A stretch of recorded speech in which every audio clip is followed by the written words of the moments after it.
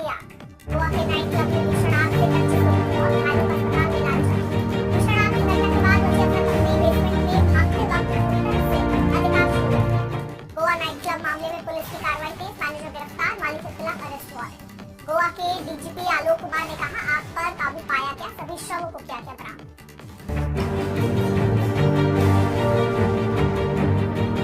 गोवा हादसे पर प्रधानमंत्री मोदी ने जताया शोक, कहा सरकार हर संभव मदद करने की कर रही है। गोवा हादसे पर राहुल गांधी का सरकार पर गंभीर आरोप, कहा ये सिर्फ हादसा नहीं, सुरक्षा और शासन की आपराधिक विफलता है। गोवा नाइट क्लब के मालिक और जनरल मैनेजर पर एफआईआर दर्ज, कहा सीएम सावंत ने कहा जल्द होगी सीएम सावंत ने पूरे मामले को लेकर आधिकारिक जांच के आदेश दिए। लोकसभा स्पीकर ओम बिरला ने गोवा हादसे में हुई जनहानि पर दुख जताया, दिवंगतों की शांति और घायलों के शीघ्र स्वास्थ्य की कामना की। कोलकाता में लगा देश भर के साधु संतों का जमावड़ा, सनातन संघ की ओर से आयोजित कार्यक्रम में पहुंचे साधु संत। कार्यक्रम में शामिल जागरूकता कार्यक्रम में 5 लाख लोगों ने गीता पाठ का दावा। कार्यक्रम में कथावाचक वीरेंद्र कृष्ण शास्त्री मौजूद, योग गुरु रामदेव भी हो सकते हैं शामिल। भगवत गीता पाठ के विशाल कार्यक्रम में बड़ी संख्या में लोग भी हो रहे हैं शामिल।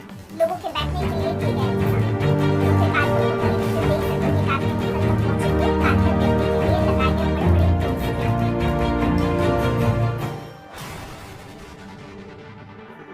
गीता पाठ कार्यक्रम में केंद्रीय मंत्री सुकांता मजूमदार और प्रदेश अध्यक्ष समीक भट्टाचार्य साथ बैठे गीता का पाठ करते हुए नजर आए। टीएमसी एमएलए के मुर्शिदाबाद कार्यक्रम के बाद बंगाल बीजेपी और धार्मिक संगठनों ने किया गीता पाठ का आयोजन।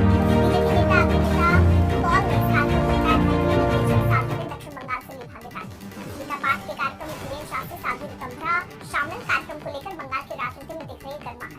कोलकाता में होने वाले गीता पाठ कार्यक्रम का मंत्री कार्तिक राज ने कहा, भगवत गीता हिंदुओं का सबसे पवित्र ग्रंथ जो समाज को जोड़ने का काम करता है।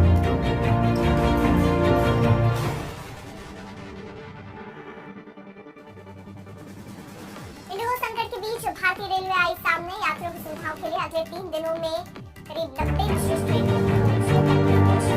दिल्ली, मुंबई, चेन्नई, बेंगलुरु, पटना और हावड़ा से चलेगी विशेष ट्रेनें। सभी को उपलब्ध सुविधाओं के साथ पश्चिमी railway 7, south central 4, central northern railway 14 और 10 विशेष ट्रेनें चलाएंगी। रेलवे ने कहा ट्रेनों की जानकारी एयरपोर्ट और अन्य माध्यमों से जारी। इंडिगो संकट पर डीजीसीए ने 4 से 50 मिनट बनाई। सिविल एविएशन मंत्रालय ने 4 मिनट के रिकॉर्ड नागरिक उड्डयन मंत्रालय ने इंडिगो को टिकट रिफंड और खोए बैगेज डिलीवरी के निर्देश दिए। एयर फेयर अस्थायी रूप से 7500 से 18,000 रुपए तक सीमित। इंडिगो ने उड़ाने को आज 1500 फ्लाइट ऑपरेट करने लगा। उड़ानों में देरी और रद्द होने पर जारी किया शो कॉज नोटिस। 24 घंटे में जवाब न मिलने पर कार्रवाई की बात कही। इंडिगो संकट पर बोले नागरिक उड्डयन मंत्री राममोहन नायडू, कहा उच्च स्तरीय समिति की जांच के बाद उचित कदम उठाएंगे। राममोहन नायडू ने आगे कहा, ऐसा कड़ा एक्शन लेंगे जो पूरे एविएशन सेक्टर के लिए नुकसान है। इस संकट में इंडिगो को लेकर सरकार को घेरा, कहा ऑपरेशन ठप होने, एयरपोर्ट पर अफरा-तफरी सरकार और डीजीसीए की बड़ी नाकामी।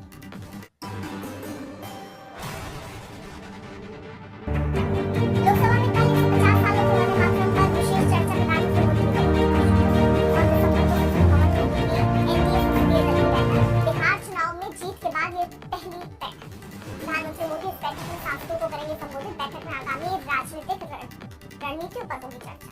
सरकारी सूत्रों के अनुसार भारत और अमेरिका के बीच व्यापार वार्ता करने संबंध में नई दिल्ली में जानकारी के मुताबिक वाणिज्य और आर्थिक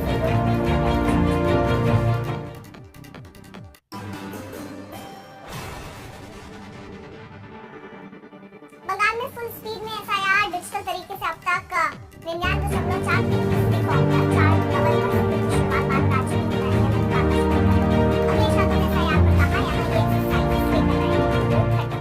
अखिलेश यादव ने फिर बाबा साहेब भीमराव अम्बेडकर का किया जिक्र। एक कार्यक्रम में कहा बीजेपी भावनाओं पर राजनीति करके सरकार चला रही है।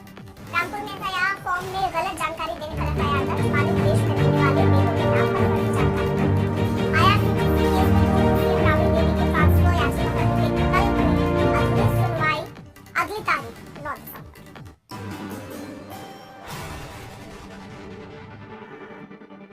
कर्नाटक में सियासी उठापटक के बीच सीएम सिद्धरामैया ने कहा हाईकमान जो भी फैसला लेता है और विपक्ष को